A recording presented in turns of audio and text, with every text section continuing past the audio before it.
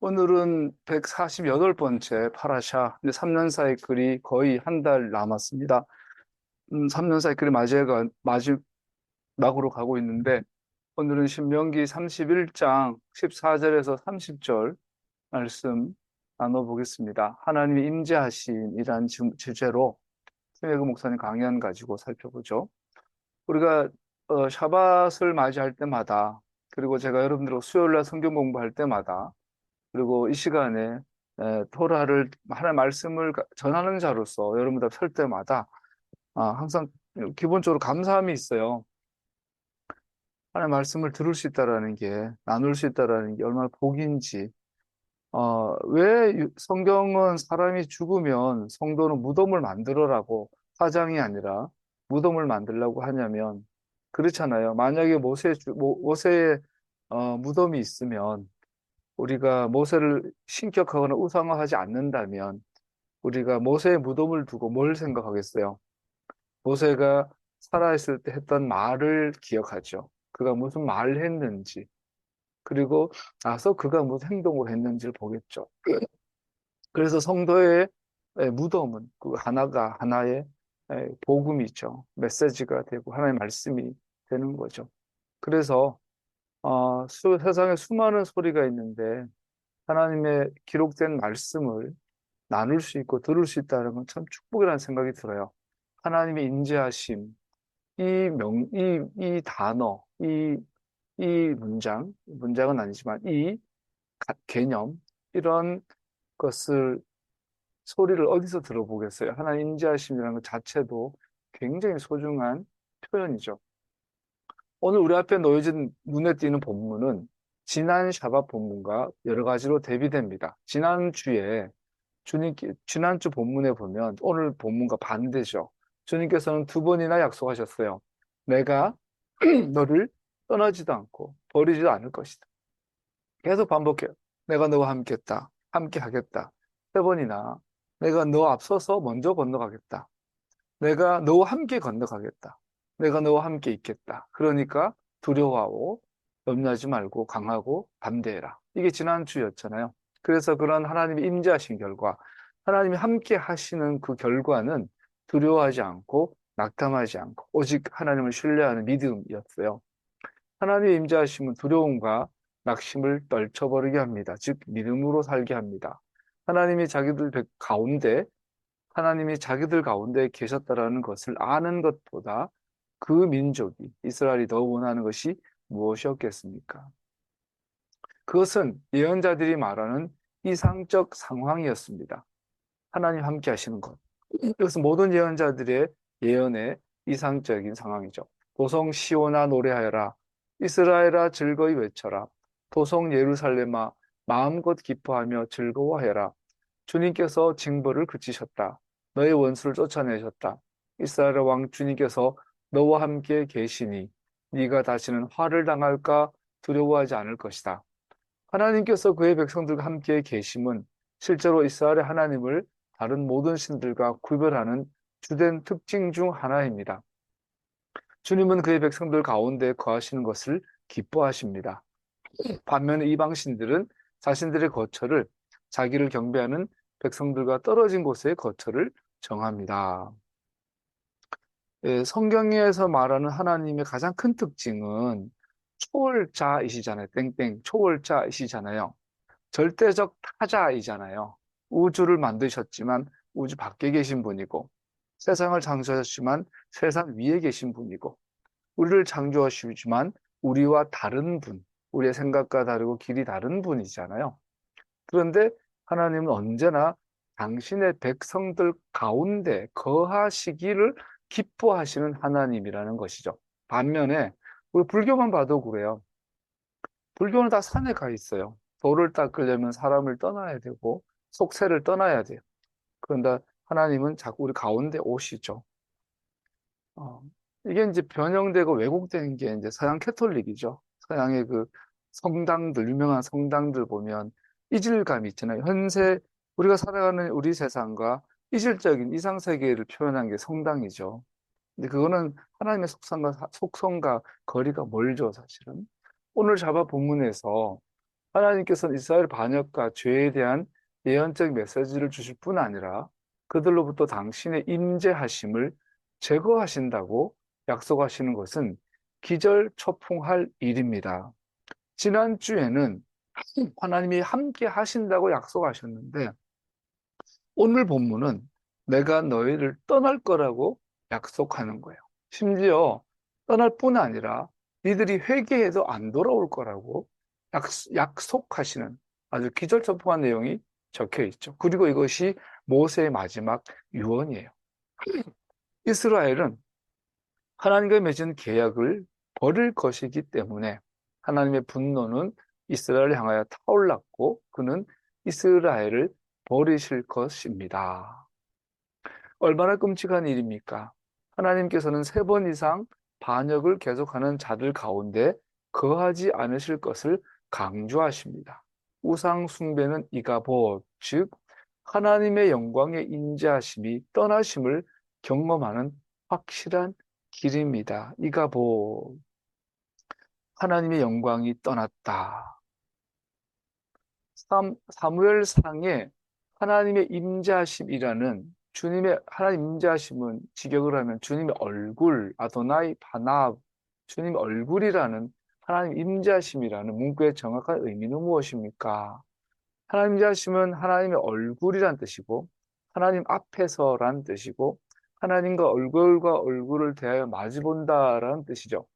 하나님의 임재하심이 무엇인지와 아닌지를 고려해 보면 하나님의 임재하심이 무엇인지를 좀 더 아는 것에 도움이 되겠죠. 첫 번째, 하나님의 임재하심이란 하나님의 무소부재하심과는 같지 않다. 무소부재를 어떻게 설명해야 될까요? 편재하신다. 온 우주 어디에 가도 하나님의 손길이 있고 하나님이 계신다. 우리 그 퍼서비어런스나 뭐 패스파인더, 우리 우주에 돌고 있는 많은 우리 그 보낸 나사에서 보낸 그 우리 우주선들이 있잖아요. 그리고 지금 보이죠? 1호, 2호는 이미 은하계를 벗어났잖아요. 그래서 우리 은하계 밖에서 지구를 찍은 창백한 지구를 찍은 사진이 나올 만큼 지금은 인간의 기술이 온 우주를 확장되고 있어요. 우리 화성의 사진을 보면 신기한 게 처음부터 지금까지 화성에는 아무도 가본 적이 없잖아요. 그런데 거기에 여전히 돌이 있고, 바람이 불고, 공기가 있고, 중력이 있고, 색깔이 있고, 골짜기가 있고, 막 그래요. 그러다 보니까 사람들은 설마 여기 외계인이라도 있지 않았겠어? 아니면 미생물이라도 있어서 저렇게 메탄가스가 있고 그런 거 아니야? 아, 아무도 없는 거기에 과연 하나님이 계신가? 일 때 신학적으로 질문할 때 거기에 그래도 하나님이 계셔라고 하는 게 무소부재예요. 어디에도 계시다. 그래 하나님 임재하신가 무소부재는 다르다라는 거죠. 어떻게 예를 들을지 모르겠는데 이 예를 좀 이야기 쉬울까요? 세월을 아껴라 때가 악하니라. 이걸 예를 든다면 세월이라는 강이 흘러가요. 잠을 자도 흘러가고 밥을 먹어도 흘러가고 무슨 짓을 해도 세월은 계속 흘러가요. 그런데 세월이란 강이 흘러가고 있는데 거기 가서 내가 목이 말라요. 너무너무 목이 말라서 바구니를 하나 가지고 이제 물을 당장 안 먹으면 이제 죽을 상황이에요. 그때 일어나서 세월이라는 강의 강물을 떠서 벌컥벌컥 마시죠. 그러면 살아요.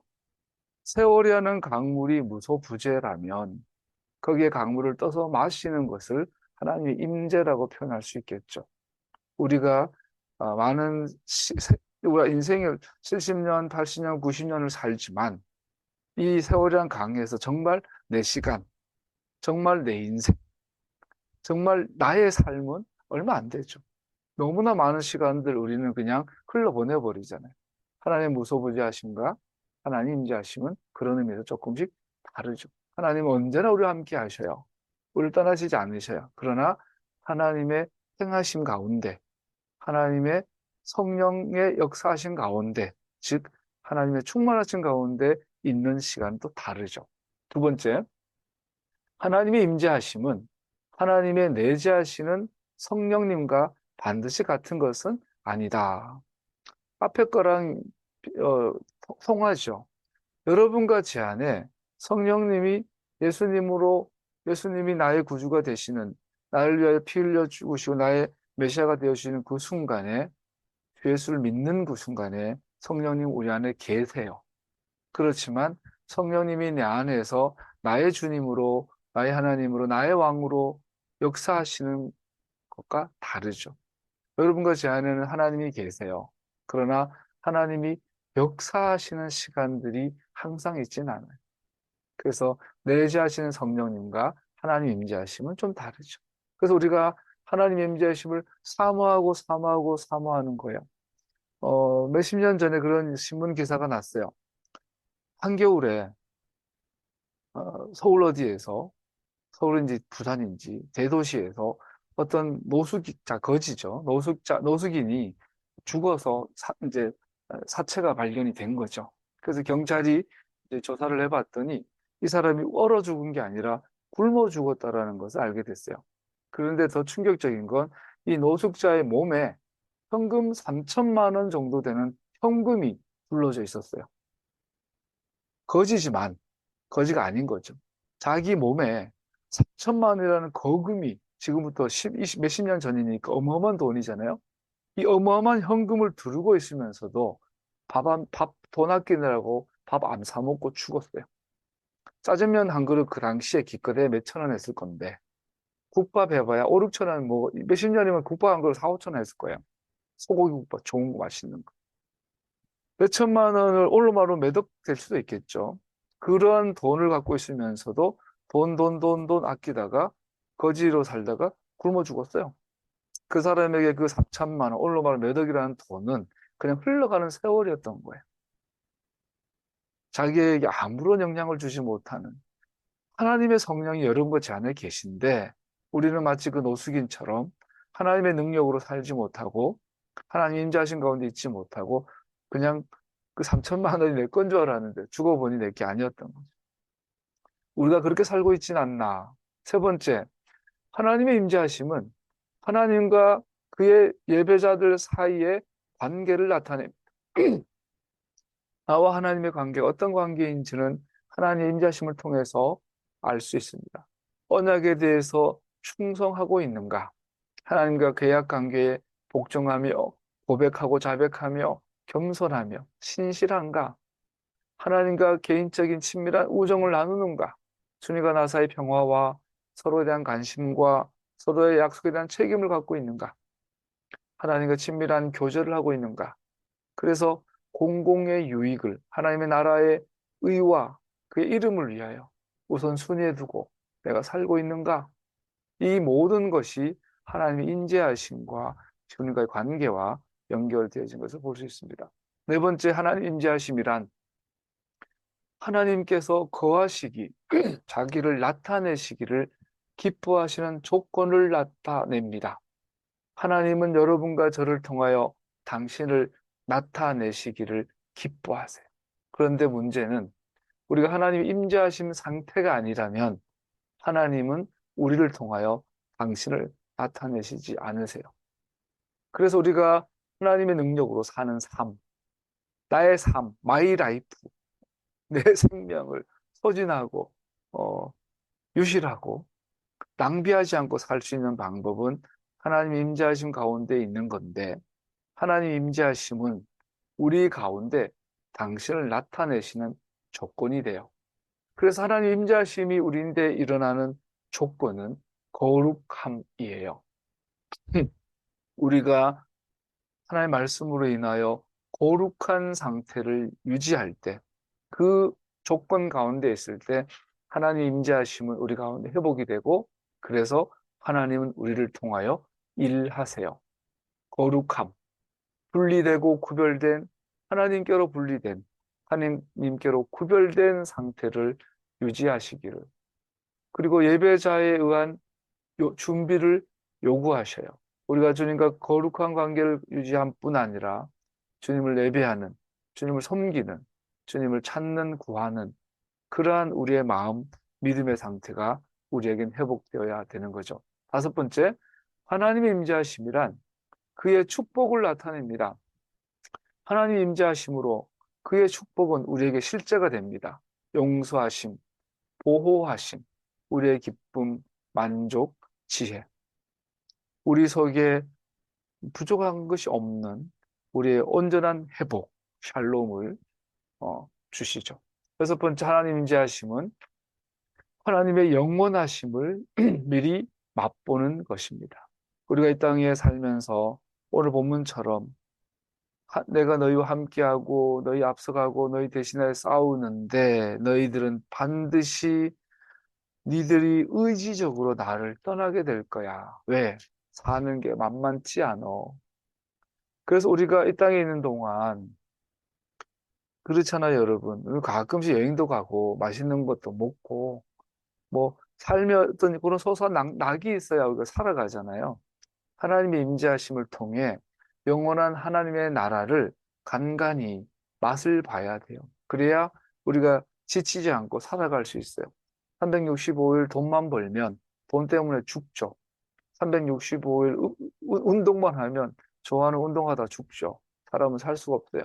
영원하심을 미리 맛보는 것이 하나님의 인자하심이다. 하지만 이번 샤밧의 본문에서 특별히 중요한 것은 심지어 이스라엘이 회개하더라도 하나님께서는 그러한 당신의 임재하심을 이스라엘 가운데 회복하지 않으실 것이라는 것입니다. 오, 지금까지 하나님 임재하심에 대해서 설명을 했는데 그 지난주에는 하나님 임재하심을 약속했는데 이제 오늘 샤밧 본문 31장 14절 이하 30절까지는 하나님 임재하심을 거두신다는 무서운 약속이에요. 더 무서운 건 니들이 아무리 회개해도 하나님 임재하심이 회복되지 않을 거라는 거예요. 이게 앞뒤가 너무 다르잖아요. 그래서 오늘 본문을 살펴보면 우리가 하나님의 임재하심을 회복하는 그 비결을 답을 얻을 수 있겠죠. 심지어 이스라엘이 자기들이 당하는 고난이 하나님께서 그들을 홀로 버려두신 결과인 것을 받아들인다 해도 하나님께서는 여전히 그 임자심을 알리지 않으실 것이라는 겁니다. 이 때문에 라시 같은 또 많은 랍비들은 이 본문을, 오늘 본문을 해석하는데 많은 어려움을 겪습니다. 그래서 많은 랍비들은 이런 식으로 제안을 하죠. 참된 회개에 미치지 못했기 때문에 비록 그들이 자신들의 죄를 인식했다 할지라도 내가 죄를 지었구나라면 인식했다 할지라도 그들은 진심으로 고백하고 회개하지 않았기 때문에 하나님의 임재가 회복되지 않는다.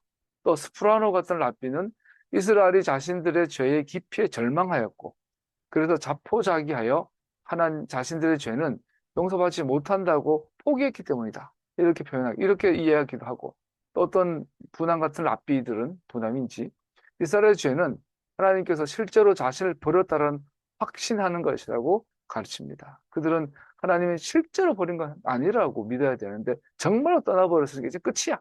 이렇게 했을 거라고 도 이해를 했죠. 그러나 만약 김혜구 목사님이 위해서 제안한 것처럼 하나님의 임재하심이 하나님께서 당신이 사랑하시는 자들에게 자신을 더욱더 나타내시는 관계라면 하나님의 임재를 숨기는 것은 하나님 자신의 성품과 행하심을 계시하심의 부족 때문이다. 자, 무슨 말이냐? 오늘 본문에서 분명히 하나님 함께 하신다고 해놓고 이번에는 니들이 아무리 회개해도 내가 하나님 임재를 회복하지 않을 거라고 말하는데 왜 그렇게 했냐면 하나님의 임재하심의 본질은 하나님과 이스라엘 백성 사이에 서로 사랑하는 관계를 말하는데 이 관계는 하나님이 자기를 이스라엘에게 나타내시는 것이라는 거죠. 즉 하나님의 임재하심의 본질은 이스라엘에게 하나님이 어떤 분이신지, 누군지, 그의 성품과 그의 행하심과 그의 목적과 그 자신을 나타내 주신, 계시하시는 거라는 거죠. 그래서 하나님 임재는 자기를 계시하는 건데 얘들이 회개하고 잘못했다고 아무리 울어도 하나님의 마음을 이해하지 못하니 하나님이 누구신지 어떤 분이신지 하나님의 속성과 성품을 알지 못하고 그냥 이거 죄니까 죄송합니다. 백날 회개해봐야 돌아오지 않는다. 이거 어렵게 설명을 했는데 그렇잖아요. 자식이 아버지 아버지가 야 도둑질 하지 마라 가르쳤어요. 예를 들어서 근데 도둑질 하는 건 죄인 걸 알아요. 그래서 어느 날 얘가 도둑질을 했어요. 아버지 지갑에 손을 대서 훔쳤어. 그러고 났더니 너무 너무 이거 잘못한 걸 알아. 그래서 아버지한테 돌아와서 아버지 돈을 줬습니다. 죄송합니다. 근데 아버지가 들어보니까 이거는 단순히 돈을 훔친 것을 잘못했다고 인정하는 것까지인 거예요. 더 나아가서 아버지가 왜 너한테 돈을 훔치지 말라고 했는지 아버지의 깊은 의도와 의중과 그 마음을 이해하지 못한. 그랬을 때 온전한 회복, 온전한 용서가 되지 않는 거죠. 왜? 언젠가 다시 또 훔칠 수 있을 것이기 때문이죠. 죄 자체로만 인식하는 게 문제가 아니라 그것을 죄라고 규정해 주신 하나님의 마음과 속성을 아는 데까지, 즉 그 계시 하나님을 자기 계시까지 나아가야 하나님 임재하심이 회복된다라는 거죠. 그가 누구이신지, 그가 무엇을 행하고 계신지를 우리에게 더 이상 나타내시지 않을 때 하나님 임재하심은 우리로부터 숨겨집니다. 우리가 아무리 기도 많이, 우리가 절에 안 가요. 교회 가요. 우리가 술, 담배, 마약 안 해요. 건전한 음식을 먹고 예배도 드리고 기도도 하고 헌금도 드리고 해요. 그런다고 하나님의 마음을, 하나님의 행하심을, 그가 누구이신지를 모르고 그렇게 한다면 하나님의 임재하심으로부터 숨겨질 수 있는 거죠. 그런 상태에서는 하나님에 대한 지식이 자라날 수 없고, 그러므로 그와 우리의 관계는 계속 교제하고 우정을 나누는 것에 멈추게 되며 어떤 현실적 실체 없이 거리가 먼 역사적 사실, 그냥 단편적인 역사적인 하나의 팩트일 뿐인 거죠. 만약 우리가 현재 계속 먹지 않는다면 우리의 신체는 영양 부족으로 죽을 것입니다. 이렇게 예를 들고 있어요. 우리가 먹는 것을 기억하는 것과 같은 식으로 하나님 임재도 그렇습니다. 그 음식을 맛있어서 먹지만 사실은 본질은 안 죽으려고 먹는 거잖아요. 안 먹으면 죽잖아요. 그래서 먹는 걸 잊어버린 사람은 없어요. 연세가 드시고 몸이 약해지면 입맛이 떨어지죠. 그래서 식욕이 사라졌다는 건 이제 죽는다는 거죠. 그 마지막 죽음이 다가올 때까지 식욕이 살아있다는 것은 이분은 생명으로 가득하다는 거거든요. 굉장히 소중하죠. 이 식욕이라는 것. 근데 그것처럼 하나님의 임재하심도 우리가 먹는 것에 대한 욕구만큼이나 우리에게는 강력하고 필연적인 거인데 인식하지 못하고 무시할 때가 많다. 하나님과의 계속적인 교제와 그를 알아가며 계속 자라나는 것은 우리의 영적 삶의 필수 요소입니다. 이는 생명 자체를 위해 필수적입니다. 먹지 않으면 죽어요. 공기를 호흡하지 않으면 죽어요. 마시지 않으면 죽어요. 마찬가지로 하나님의 임재하심 안에서 우리가 계속 자라나지 못한다면 그것은 곧 죽음이다라는 거죠. 그만큼 필수적이다라고 말하고 있습니다. 즉 다른 말로 말하면 우리가 하나님을 아는 것, 하나님을 사랑하는 것에서 자라나는 것은 우리의 생명이다. 그래 생각하면 우리의 삶은 굉장히 어, 흥분됩니다. 우리가 이 땅에 살아가는 목적이 성공이나 뭐 건강 뭐 이런 것이 아니라 하나님을 알고 하나님을 살아가는 시간을 준 거예요. 내가 50년을 산다면, 70년을 산다면, 100년을 산다면 내게 주어진 인생의 이 길이만큼 우리는 하나님을 알 수 있는 기회가 주어진 거예요. 죽지 않았다면, 존재한다면 하나님을 아는 것에서 자라날 기회가 남아 있는 거라는 거죠. 왜? 우리가 이 땅에 육신에 있는 동안 하나님을 아는 것만큼 영원한, 영원한 생명을 누리게 될 것이기 때문입니다. 본문에서 이스라엘을 위한 대책은 우리를 위한 대책인가? 대답은 이중적입니다. 그러면 어떻게 해야 하나? 회개해도 하나님 임재하심 회복 안 된다라는데 어떻게 해야 되나? 결론은 간단합니다. 하나님의 임재하심을 회복하려면 회개해라. 두 번째, 하나님의 계시가 필요하다. 하나님을 아는 것이 필요하다. 회개만으로 안 된다. 하나님을 아는 것과 함께 회개와 계시가 함께 있을 때 하나님 임재가 회복됩니다. 하나님을 향한 회개는 우상 숭배 죄에 대한 것이며 계시를 받는 것은 하나님께서 은혜로 당신 자신을 주시는 것입니다. 좀 전에 요양보호사 강의를 들었는데 되게 좋은 강사님이었어요. 그래 교인인가 싶었더니 아니더라고. 왜냐하면 타로 점 치는 게 요즘 직업이 됐나 봐요. 오늘 많은 직업에 소개해서 굉장히 유익한 시간이었는데 타로 점 치는 개인 사업자들이 있나 봐요. 타로 점을 큰 카페, 한강이 좋은 보이는 멋진 잘 나가는 카페에 사장님하고 타로 점 전문가가 계약을 맺는데요. 그래서 카페에 전망 좋은 곳에 타로 점집을 예쁘게 꾸민데 젊은 애들이 좋아할 정도로 꾸며놓고 커피 마시러 왔다가 재미삼아 타로를 가지고 점치는 거죠. 근데 요즘은 점이라 그러지 않고 하나 심리 테스트처럼 이렇게 접근을 하는 것 같아요.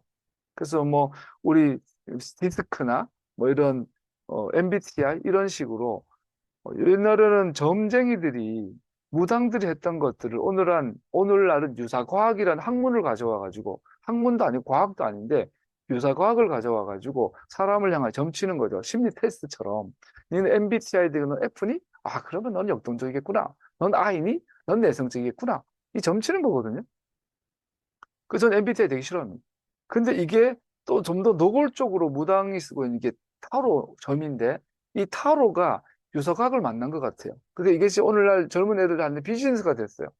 그래서 커피 마시러 왔다가 재미삼아 우리 궁합 한번 볼까? 우리 별자리 한번 쳐볼까? 그러면서 하는데 되게 장사 잘 된대요. 그 돈을 많이 번대요.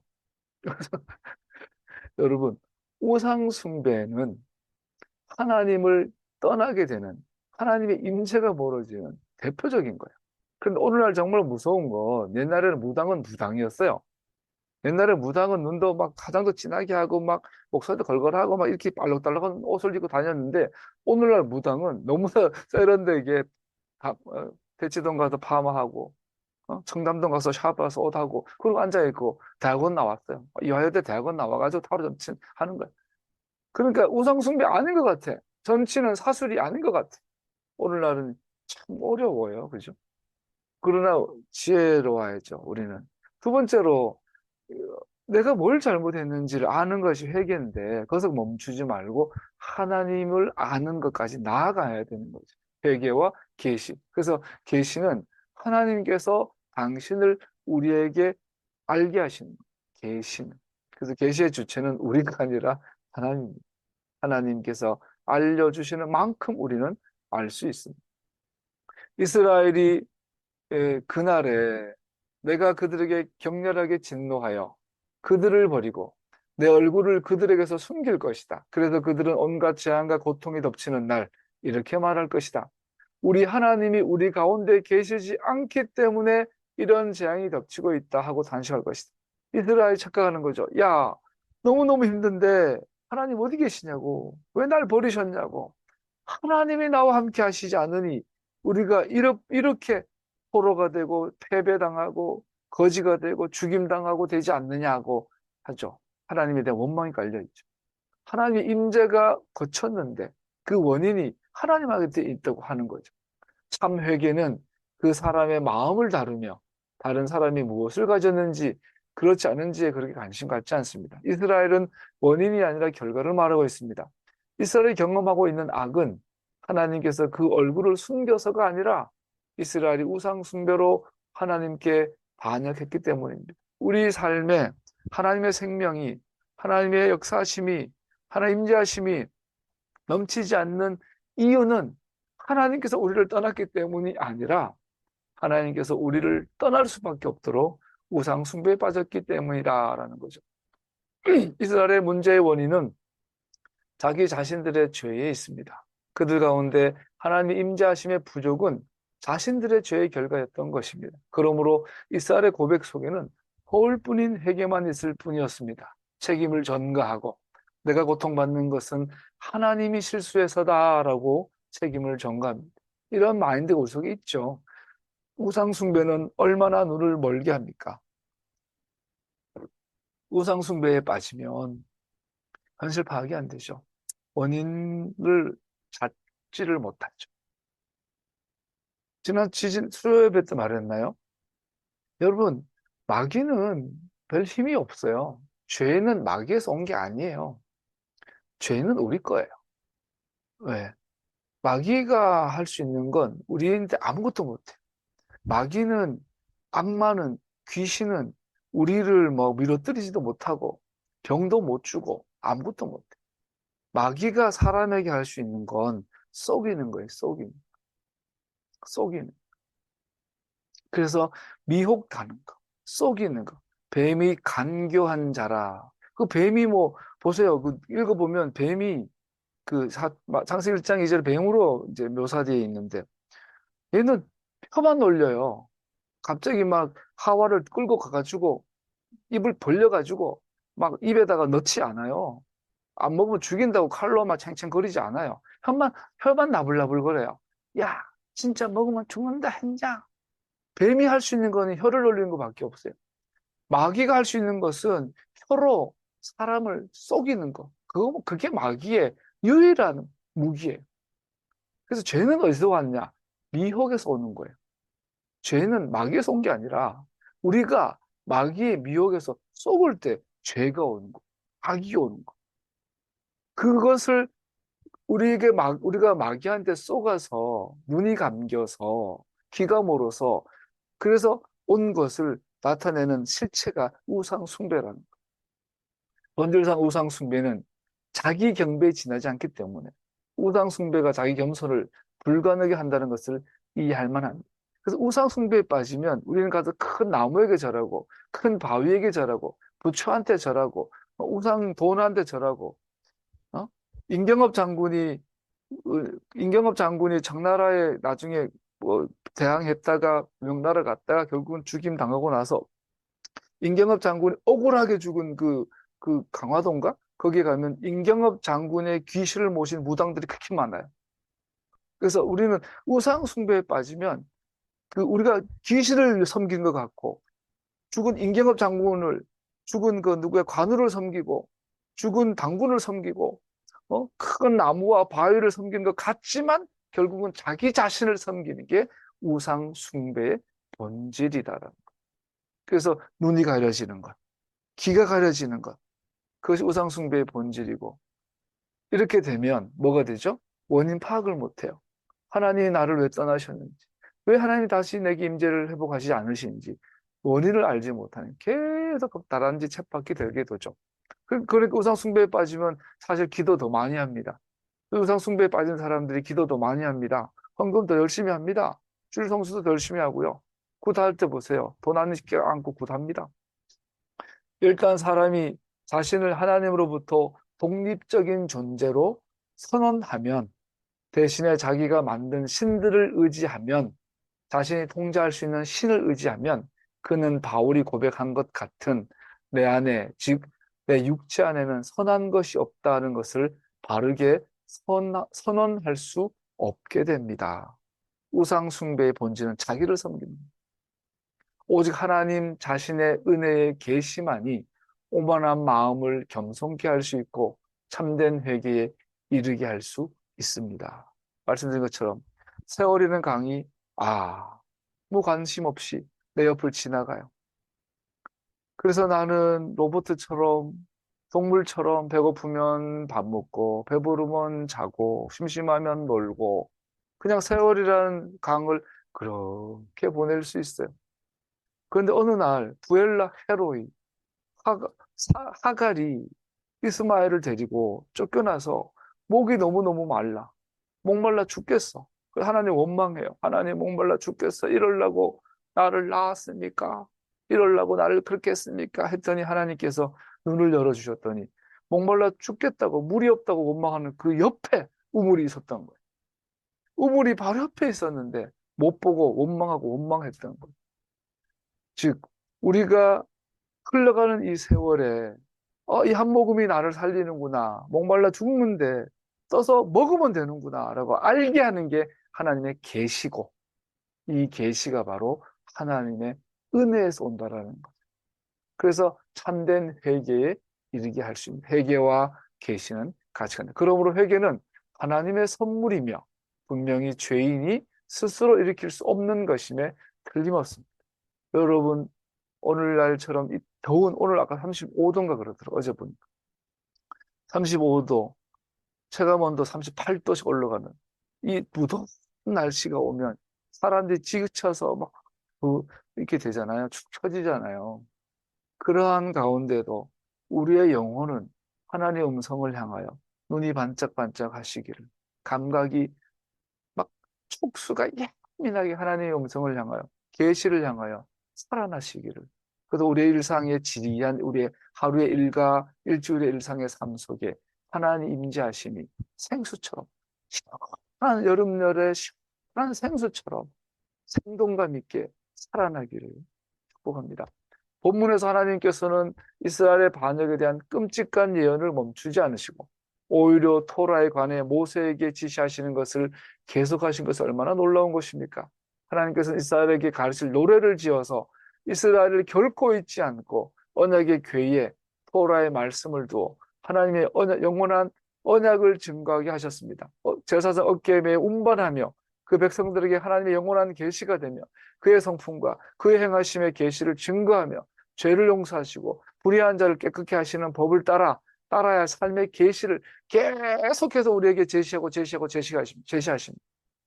미련한 사람은 절구통에 넣고 콩콩콩 찧어도 그 미련함이 벗어나지 않느니라. 미련한 사람은 아무리 설명해도 몰라요. 그러다 어느 날 된 맛을 보면 정신을 번쩍 차리죠.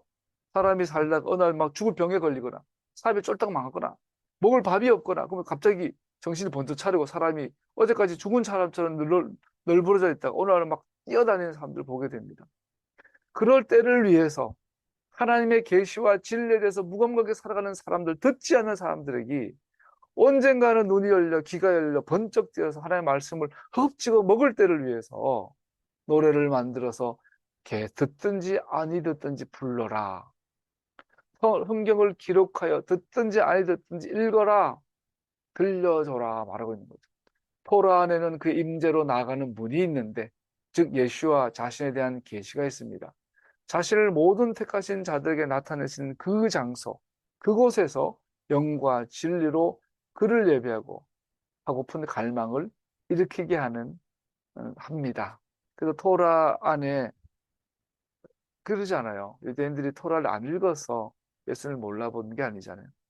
그래서 토라를 읽고 읽다가 그 안에서 아버지께로 나아가는 문인 예수님을 발견할 때가 올 거죠. 그것을 계시라 하고 은혜라 하고 그때 참된 회개와 참된 구원과 하나님의 임재와 동행하심이 가능해지겠죠. 그러므로 하나님의 임재는 오직 당신의 말씀의 계시 속에서 그를 보는 것을 거절하는 사람들과 하나님의 길로 행하기를 복종하는 것보다 자신들의 원하는 대로 살기를 원하는 사람들에게는 감추어져 있습니다. 마지막으로 가면 하나님의 임재는 성경을 통하여 하나님의 아는 것을 거절하는 사람들과 성경에서 계시하시는 하나님의 길로 행하는 것을 거절하는 사람들에게는 감춰져 있습니다. 신명기 3장 12, 14절 이 명령은 하늘 위에 있는 것도 아니므로 당신들은 누가 하늘에 올라가서 그 명령을 받아다가 우리가 그것을 듣고 지키도록 말하여 주려 할 것도 아닙니다. 또한 이 명령은 바다 건너에 있는 것도 아니니 누가 바다를 건너가서 명령을 받아다가 우리가 그것을 듣고 지키도록 말하여 주려 할 것도 아닙니다. 그 명령은 당신들에게 아주 가까운 곳에 있습니다. 당신들의 입에 있고 당신들의 마음에 있으니 당신들이 그것을 실천할 수 있습니다. 세월이 지나가듯 토라의 말씀이 우리 가운데 지나가는데 어느 날 이 하나의 말씀이 내 입에 살아나고 내 마음에 마음의 신비에 새겨져. 그렇게 되면 우리는 그것을 실천할 수 있습니다. 이것이 살아난 부활의 의미가 되죠. 그래서 이것은 오늘날도 마찬가지입니다. 하나님께서는 오늘날도 우리 가운데 거하시며 그의 임재하심으로 은혜 베푸시는 것을 오늘날도 기뻐하십니다. 메시아께서는 세상 끝날까지 언제나 함께 있을 것을 약속하셨습니다. 우리 역시 옛 이스라엘처럼 불순종하고자 하는 마음을 통해 그의 임재하심이 숨겨지게 할 수도 있습니다. 이 불복종이 충분해지면 반역에서 흘러나와 우상 숭배의 시작을 구성하게 됩니다. 여러분, 우리 젊은 아이들이 코로나 지나면서 3, 40대가 교회를 굉장히 많이 떠났어요. 10대, 20대도 마찬가지지만 특히 3, 40대가 굉장히 많이 떠났어요. 그리고 젊은 친구들이 그래요. 교회 안 다닌다는 것을 자랑스러워하고 하나님을 나는 이해 못하겠다. 믿기 싫다. 하나님 어디 있냐? 이래요. 그런데 말했지만 하나님 없다. 난 교회 다니기 싫어. 신앙생활 하기 싫어. 하나님 믿기 싫어라고 가보세요. 타로전 치고 돌아다니고 있지. 신을 섬기지 않는 인간이 존재할 수 있어요? 우리 그 대구시장 홍준표 시장이 검사할 때 구타로 다닌 걸로 유명해요. 유승민 씨, 윤석열, 현직 서울대 법대 나온 검사들이 제일 많이 하는 게 굿집에 점치러 다니는 거예요. 지금 판검사 인사 시즌이 되면 그냥 주변에 그냥 넘차고 넘쳐요. 열린공간 TV 썰전을 보세요. 윤석열이랑 김건희가 하는 모든 국정정책이 무당과 있다 있고 오방신과 있다 있고 풍수지리와 주술과 무속과 연결되어져서 나라 정책이 시행되고 있어요, 지금. 하나님 없다 하고 떠나보세요. 다른 귀신을 섬기게 되어 있지. 하나님 섬기든 귀신 섬기든 둘 중에 하나예요, 세상은. 그래서 난 신앙생활 안 할래요. 그래, 가. 귀신 섬기게 될 거예요. 우상숭배는 그 자체가 마비이며 눈과 귀가 가려지 뭐. 사람으로 객관적인 평가를 불가능하게 하는 잠에 빠지게 한다는 것을 생각하는 건 끔찍한 생각입니다. 우상숭배는 우리로 잠들게 합니다. 그러면 우리는 우리 자신의 상황을 어떻게 평가할 수 있습니까? 하나님과 우리의 관계를 자세히 조사하고 그의 임재하심이 우리와 함께 하시는지 아닌지를 결정하는 것은 어떻게 가능합니까? 그의 임재하심의 필연적 결과는 무엇입니까? 절기를 준비할 때 이 질문들을 심사숙고하십시오. 하나님의 임재하심과 하나님의 교육된 토라와 절기, 특히 절기를 준비할 때 하나님의 임재하심을 대해서 심사숙고하십시오. 하나님께서는 당신의 백성들과 함께 거하시는 것을 갈망하시며 구속의 계획이 펼쳐지는 특별한 만남의 시간을 정해 놓으셨습니다. 모에딤, 절기는 우리와 함께 하시는 하나님의 현존하심의, 임재하심의 실체를 반영하기 위한 특별한 시간입니다. 내가 거기에서, 내가 그때에 너를 만나리라. 절기는 하나님의 임재하심이 우리 가운데 실체가 되도록 약속하신 특별한 정한 시간입니다. 아마도 하나님의 임재하심에 대한 이 중심적 질문에 대한 대답을 구할 때 이보다 더 확실한 증거는 없을 것입니다. 하나님께서 인간과 함께 거하심은 하나님의 아들의 성육신 하심 안에서 가장 잘 표현됩니다. 우리가 절기를 기념할 때 우리는 영원하신 하나님께서 임마누엘, 하나님이 그의 백성들 가운데 거하신다라는 임마누엘로 우리와 함께 거하셨다는 것을 기억합니다. 절기들은 여러분 절기를 다 모으면 유월절, 무교절, 오멜개수, 오순절, 그리고 나팔절, 대속제일, 초막절, 심가토라 이걸 다 모으면 뭐가 남을까요? 초막절이죠. 초막절 안에 모든 절기가 수렴됩니다. 그래서 모든 절기는 하나를 가리키지만 결국은 초막절이 가리키는 그것 바로 예수님의 성육신입니다. 하나님이 당신의 백성들 가운데 거하시는 오셨다라는 그 완성이 뭐예요? 바로 성육신이에요. 하나님이 사람이 되신 것. 회개하라, 천국이 가까이 온다. 회개하라, 테슈바, 돌아와라. 천국이 하나님의 나라가 가까이 왔다. 카로브한다. 가까이 오고 가까이 오고 가까이 왔다. 네 안에 들어가 버렸다. 네 안에 있다. 하나님의 나라가 이미 너희 안에 있다라는 뜻이 회개하라. 천국이 가까이 왔다는 뜻이에요. 유대인들에게 제자들에게 선생님, 하나님의 나라가 언제 옵니까? 그때 예수님이 그러잖아요. 야, 하나님의 나라는 이미 너희한테 와 있잖냐?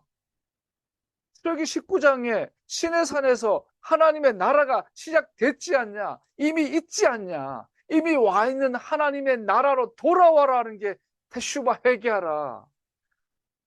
천국이 너희 가까이 오고 있다. 즉 하나님의 나라가 이미 너희 안에 와 있다라는 뜻이고, 가까이 오고 가까이 오고 가까이 오가 가까이 오가 정말 가까워진 것은 하나가 되어버린 것을 말하는 것이고, 하나님 우리한테 가까이 온다는 것은 하나님 임재를 말하는 것이고, 하나님의 임재를 나타내는 가장 대표적인 사건이 하나님의 성육신 사건이고, 하나님의 성육신 사건은 하나님이 사람 가운데 그의 백성 가운데 가까이 카로브한다 사람이 되셔버린 사건이 바로 성육신 예수님이라는 존재입니다.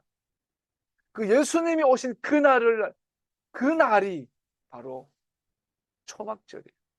우리가 절기를 기념할 때 우리는 영원하신 하나님께서 임마누엘로 우리와 함께 거하셨다는 것을 기억하게 됩니다. 하나님이 우리 가운데 거하신다. 임마누엘, 예슈아. 비록 예슈아께서 태어난 정확한 시간을 증명할 수는 없지만 숫꽃의 계절이, 초막절의 계절이 확실한 후보입니다.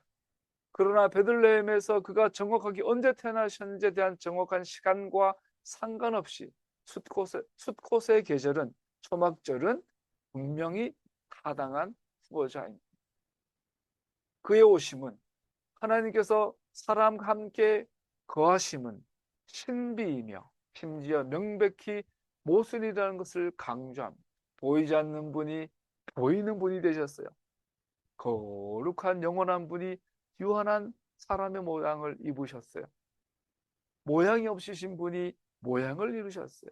성육신은 설명할 수 없는 신비예요. 다시 한번 그의 오심은, 우리로 그의 거하심은 우리의 종교를 의지하지 않는다라는 것을 기억하게 해줍니다. 왜냐하면 그는 추종자들이 준비한 궁전으로 오시는 것이 아니고 초막, 숙화에 오시기 때문입니다. 다윗이 그래요. 꼴랑 경상도 만한 조그마한 이스라엘 나라를 만들어 놓고 조그마한 궁전 하나 지어 놓고, 우와, 내 집이 너무 좋아. 내 집은 수세식, 자변식 화장실에 냉온풍 나오고 냉난방 다 되고 막 너무너무 좋아. 그런데 우리 하나님의 집은 저 텐트에 천막에 있구나. 너무 미안하니까 내가 주님을 위하여 성전을 치워야지. 그때 나단 선지자가 와가지고, 아이고 다윗아 기특한데 유치하다. 야, 수요일날 말씀드렸지만 그 당시에 다윗이 위대한 왕인 건 맞지만 세계사적으로 보면 다윗 왕국은 그냥 진짜 별거 아니거든요. 세계사적으로 그 제국 사회 안에서 다윗 왕국은 진짜 변방에 그냥 조그만 군주 정도밖에 안 되거든요. 다윗 주제에, 예? 진시황이나 태무친이나 뭐 이런 바로 왕들 그런 규모에 비하면 다윗 왕 주제에 지가 하나님의 나라, 하나님의 집을 짓겠다고? 거지가 집을 지은다는 거는 똑같은 거잖아요. 그때 나단 선지자가, 아이고 이거 우리 다윗 기특하네. 그러나 너는 아직 하나님의 집을 지을 준비가 안 됐어. 레벨이 아니야. 하나님의 집은 초막에 거하고 계셔. 하나님은 초막에 계셔. 이 한마디 끝이에요. 솔로몬이 나와가지고 금으로 떡칠해가지고 성전을 지어도 하나님 그러시잖아요. 네가 내가 거할 장소 짓겠냐? 내 발등상, 우주가 내 집이고 우주가 내 발등상이다. 내가 내 신발 벗어놓는 신발장도 놔도 못한 게 온 우주다. 내 집이 필요하지 않다. 이게 스데바니안 설교잖아요. 그러면서 말하죠. 하나님은 초막에 거하신다. 그래서 예수님은 베들레헴의 마구간에 오신 게 아니라 예수님은 베들레헴에 있는 수카에 오신 거, 초막에 오셨고, 그래서 성육신을 나타내신 하나님 우리 가운데 거하심을 나타내는 임재하심의 절정을, 완성을 나타내시고 있죠. 만약 당신이 그런다면 그의 고귀한 영광이 타락한 세상의 흔한 요소들로 가려질 것입니다. 우리가 감히 하나님의 궁전을 준비한다면 우리는 하나님의 영광을 세상의 요소들로, 가려버리게 될 것입니다. 우리는 종교라는 것으로 하나님을 닮지 못합니다. 말씀을 마무리하면 그의 오심으로 하나님의 당신의 백성들 가운데 계심은 죄의 전체 영역에서 근본적인 변화 없이는 결코 지속될 수 없다는 것을 기억합니다. 하나님 임재하심은 이마만큼 어마어마하기에 우리가 죄의 문제에서 죄를 피 흘려 죽기까지 싸워 해결하지 않고는 우리는 하나님의 거하심 가운데 있을 수 없죠. 약속의 땅으로의 여행 가운데 이스라엘과 함께 거하시는 그분의 임재하심은 희생제도, 희생제사 제도에 명확하게 함축되어 있는데 그 자체는 메시아의 죽으심 안에서 궁극적 희생의 전조가 됩니다. 자기 백성들을 위한 죄에 대한 지불하심은 우리가 영원토록 전능하신 분의 임재하심 안에서 거할 수 있는 것에 대한 예수와의 보증입니다. 당신을 만드신 분과의 관계는 무엇입니까? 지금 당신은 당신을 만드신 분과 어떤 관계입니까? 언젠가는 그 앞에서 서서 청구서를 드려야 할 전능하신 분과 당신의 관계는 어떠합니까? 그의 아들 예수와의 주신 선물에 대한 당신의 반응은 어떠합니까? 어제 우리 집은 우리 장모님을 샘물동산에 모셨어요. 마음에 부족함 없이 감사함이 있어요. 우리 어머님, 여러분들 부모도 마찬가지지만 마지막까지 믿음을 지키셨고 하나님 앞에 서서 청구서를 받았을 거야. 이 질문을 받으신 거죠. 너는 내 아들 예슈아와 어떤 관계냐? 그 질문에 대답하셨고 그의 아들 예슈아에 주신 선물에 대한 구원의 선물에 대해서 너는 어떤 반응을 보였느냐라고 우리 어머님은 분명히 하나님의 질문을 받았을 거예요. 그러나 마지막을 보면 우리가 또 우리 부모님들 마지막을 보면 알지만 하나님께서 이 청구서 하시기 전에 힌트를 주시고 준비를 시키셔요. 오늘 요한복음 사건 갔더니 원장님이 그래요. 당신은 100% 요한복음 시험에 합격할 겁니다. 우리가 그렇게 만들 겁니다. 걱정하지 마시고 따라 모십시오. 하나님 그러셔요. 야, 네가 내 앞에 와서 하나님과의 관계가 어땠는지, 예수님의 십자가의 은혜, 그 보혈에 대한 관계에서 지금 어떤지에 대해서 질문할 거야. 준비해. 그리고 걱정하지 마. 내가 네 죽기 전에 준비 다 시켜줄게. 이게 성도의 임종임. 그래서 귀하죠. 당신의 죄가 용서되었고 언제가 당신의 영혼이 듣기를 고대하는 그 말씀을 듣게 될 것을 당신은 확실히 압니까? 그때 주님께서 말씀하셨죠. 너는 너희 안식에 들어가라. 복음의 말씀은 네 가까이 있어 네 입과 네 마음에 있다. 이것을 믿고 네가 소유한 용서와 생명에 형언할 수 없는 선물임을 주장할 것인가? 라고 오늘 또 합니다. 여러분 따라해 보세요. 예수님은 나의 구주이십니다. 예수님은 나의 메시아이십니다. 예수님은 나를 위해 십자가에 죽으셨고 장사되셨고 부활하셨고 나를 위해 중보하시며 다시 오셔서 나를 주님의 영원한 나라로 인도하실 나의 영원한 주님이십니다. 하나님은 나의 아버지가 되시고 예수님 나의 주님이 되시고 성령님 내 안에 계셔 나를 그의 나라로 인도하십니다. 이런 복음에 대한 고백을 매 순간 하시기를 축복합니다.